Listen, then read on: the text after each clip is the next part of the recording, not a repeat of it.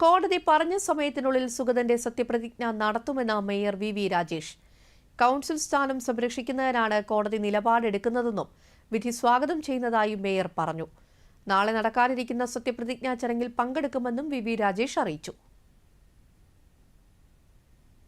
തെരഞ്ഞെടുപ്പ് കമ്മീഷൻ അതോടൊപ്പം തന്നെ ബഹുമാനപ്പെട്ട കോടതികളൊക്കെ പറയുന്ന നിരീക്ഷണങ്ങൾ അല്ലെങ്കിൽ വിധികൾ അതിനനുസരിച്ചാണ് ഭരണസമിതി പ്രവർത്തിക്കുന്നത്. ഞങ്ങൾ തീർച്ചയായിട്ടും അതിന് തയ്യാറാണ്. ഇന്ന് തന്നെ പോകും. കാരണം നാളെ ബ്ലോക്കൊക്കെ വന്നിട്ട് സമയത്തിന് എത്തിയില്ലെങ്കിൽ അത് പുതിയ പ്രസിഡന്റ് സൃഷ്ടിക്കില്ല. അതുകൊണ്ട് ഞങ്ങൾ ഇന്ന് തന്നെ പോയിട്ട് എന്തായാലും നാളെ 11 മണിക്ക് മുമ്പ് നാളെ 10 മണിക്ക് മുമ്പ് തന്നെ അവിടെ എത്തിയിട്ട് കോടതി പറഞ്ഞ സമയത്ത് തന്നെ ഞാൻ മനസ്സിലാക്കുന്നത് 11 മണിക്ക് സത്യപ്രതിജ്ഞ ചെയ്യണമെന്നാണ് പറഞ്ഞിട്ടുള്ളത്.